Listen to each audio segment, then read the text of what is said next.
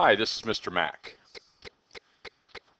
In this concept video, I want to talk to you about the remainder and factor theorems. Now, what I'd like to start with is the idea that synthetic division can also be considered synthetic substitution. Let's start out with a polynomial. Let's let p of x be x cubed minus 2x squared plus 5x minus 4. Now let's take a look at what we get when we divide this polynomial by x minus 3. So p of x divided by x minus 3 is going to be, put a 3 here, 1, negative 2, 5, negative 4. So we get 1, 3, 1, 3, 8, 24, 20.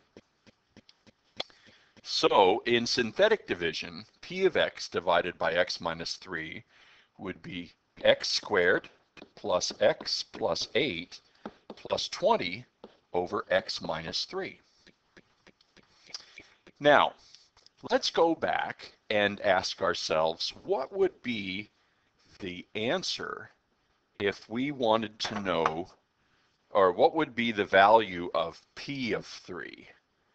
Let's group this together, make it a little bit smaller and move it up. Okay, now we want to know what p of 3 is. Well, that would actually be 3 cubed minus 2 times 3 squared plus 5 times 3 minus 4. Well, 3 cubed is 27. 3 squared is 9 times 2 is negative 18 or minus 18 plus 15 minus 4. Well, now let's kind of group things together here.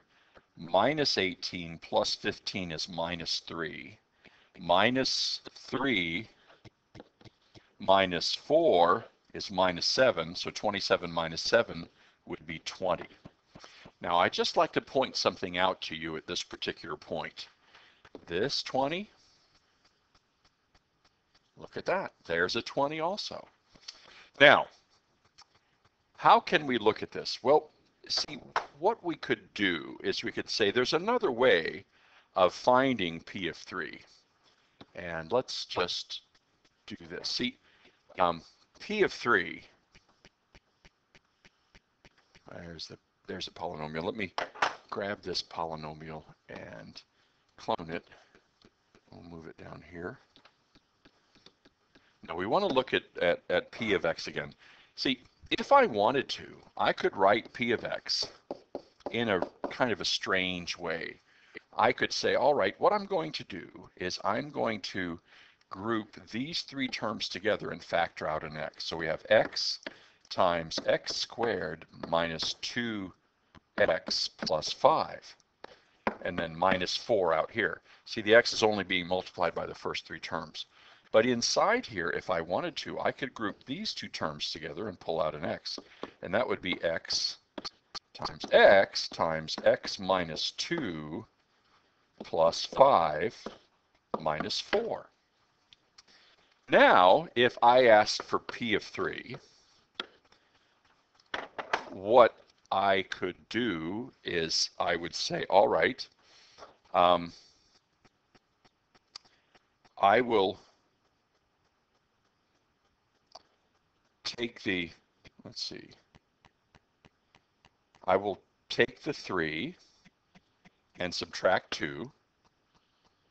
Then I'll multiply that answer by x, and then add 5, and then I'll multiply that answer by x, and then subtract 4. And let's see if we go back up here to synthetic division. Let's see, maybe I can make this full screen. Okay, hopefully this isn't too small.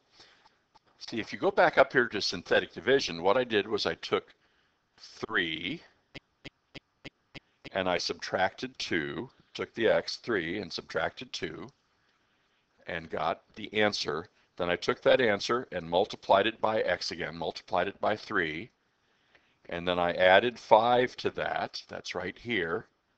Then I took that answer and multiplied by x again. That's here. And then I subtracted 4, or I added -4 to get this. So if you look at this, synthetic division actually substitutes the 3 in if you look at the polynomial in a certain way, and what ends up happening is that this number here will always be the value of p of this number right there. Now,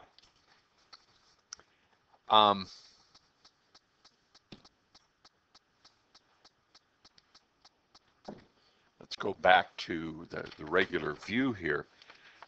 But this means a couple of things. First of all, if you had a polynomial like p of x, and you wanted to know the value of the polynomial when you substitute in a particular value, if you put that value in the half square and then perform synthetic division, the number you get here would be p of that value. And so this procedure is not only synthetic division, it also can be used to substitute a value in. So sometimes synthetic division is called synthetic substitution,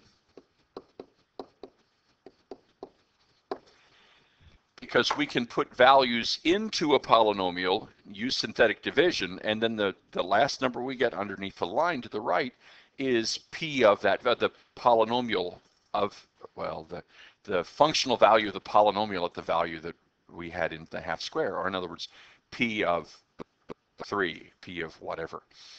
Now, so synthetic division without any modification also becomes synthetic substitution.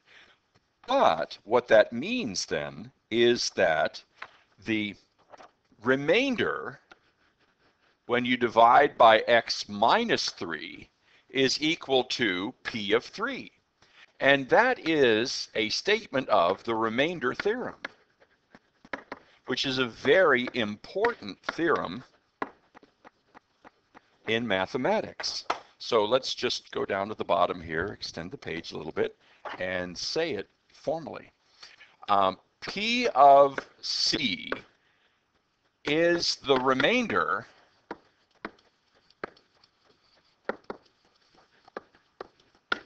when P of X is divided by X minus C. And this is the remainder theorem. Now, what we get here is the fact that synthetic division can be used to synthetic substitution, and the fact that they are the same tells us, or justifies the remainder theorem that says p of a value is the remainder when you divide the polynomial p of x by x minus that value. Now, we can go a little bit farther with this even, and the idea is this. If you divide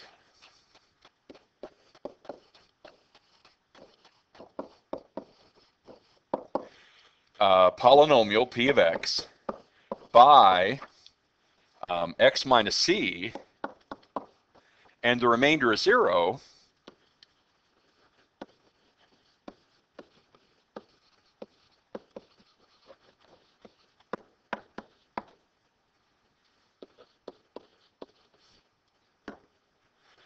then x minus c, I'm going to put this in quotes, went in evenly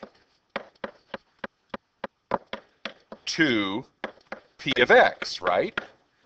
And what that means is x minus c is a factor of p of x.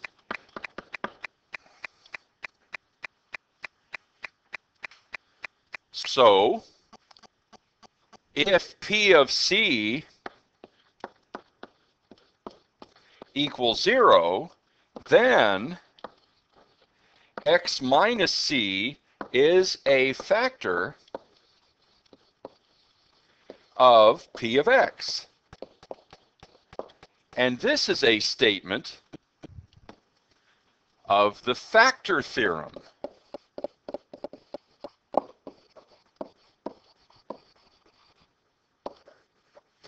If P of C is 0, then x minus c is a factor of P of x. So one of the ways to find the factors of P of x is to find the zeros of P of x and just say x minus the 0, whatever the number is that makes P of x 0, so x minus that number will be a factor. And let's just take a look at a simple example of this.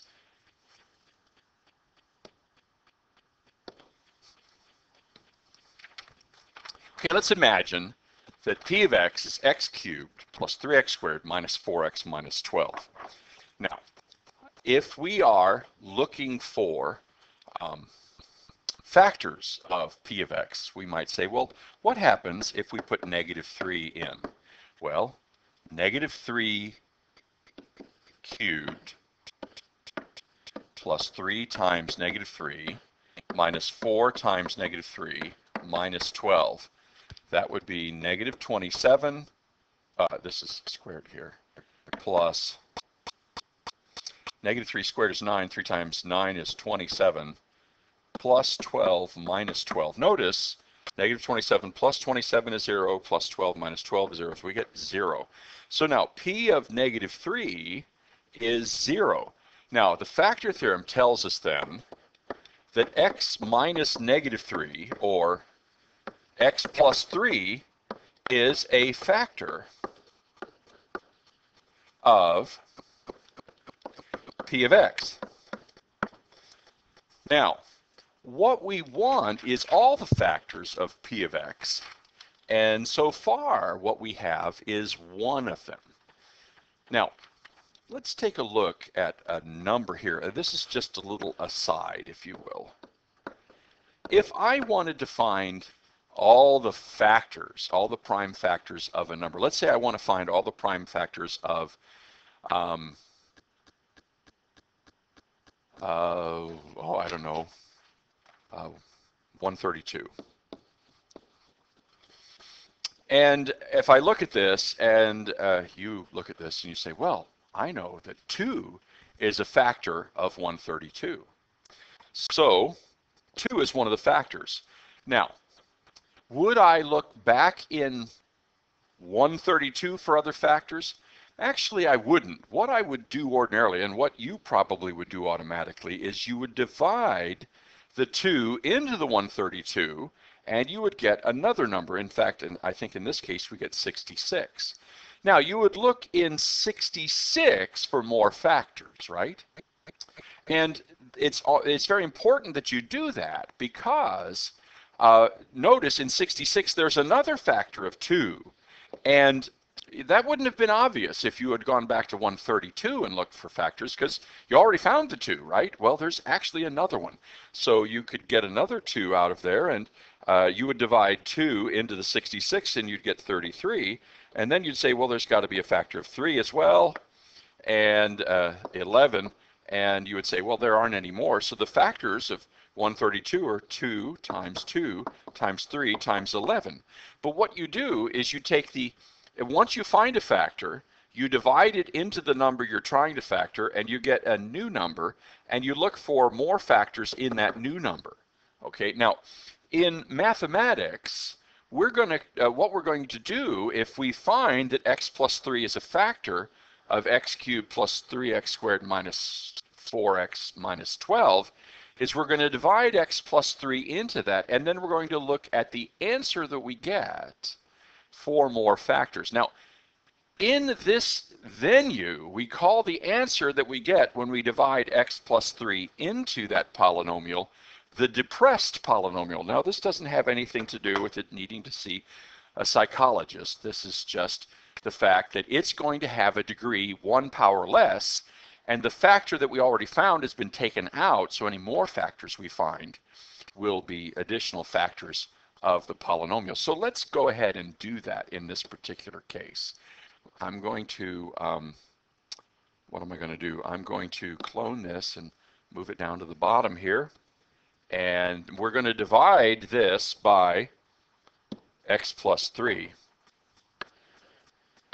And the nice thing about this is, since the factor theorem gives us linear divisors, so ordinarily we can go ahead and just use synthetic division. We'll put a -3 inside the half square. We have 1, 3, -4, -12.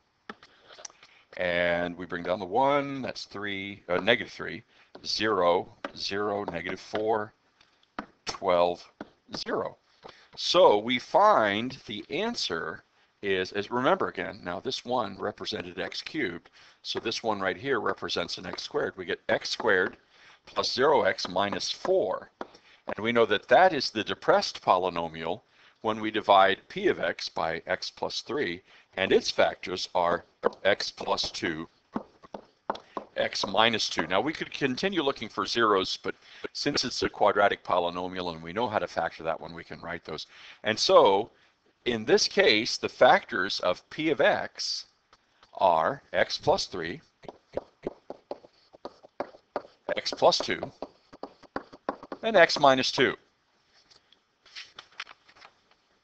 So that enables us. Okay, so in this particular concept video, we've talked about why synthetic division becomes synthetic substitution. And we used that concept to justify the remainder theorem, which says, where is it? P of c is the remainder when p of x is divided by x minus c. And then we said, well, what happens if you get a remainder of 0? And when you do get a remainder of 0, the divisor is actually a factor of the dividend. And so we call the divisor a factor, and the dividend we call a depressed polynomial, and we look for more factors there. And so basically, that is going to enable us to factor polynomials of higher degree. Now, there are going to be lots of problems where we do this in the solution videos, so it's very, very important that you watch the solution videos. But this concept video is done.